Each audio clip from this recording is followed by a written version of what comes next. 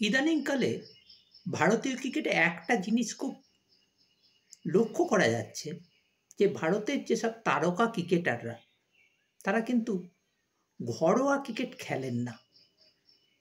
যেমন এই দিলীপ ট্রফি থেকে বিরাট কোহলি, রোহিত শর্মা এরা নিজেদের সরিয়ে নিলেন। এটাতে কিন্তু গাভাস্কারও সমালোচনা করেছেন।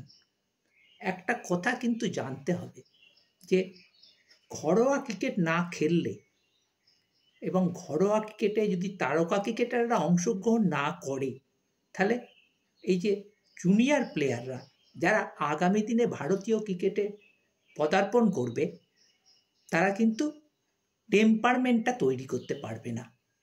তারা যদি বিরাট কোহলির এগেনস্টে বল করে বা রোহিত শর্মার এগেনস্টে বল করে অথবা জসপ্রীত বুমরার মতো বোলারদের এগেনস্টে ব্যাট করে, তাহলে তাদের মেন্টালি অনেক সাউন্ড হবে।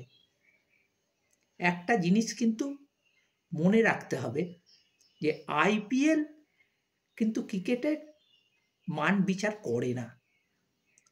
20 ওভারের খেলায় কিন্তু একটা ক্রিকেটারকে ঠিক বিচার করা যায় না।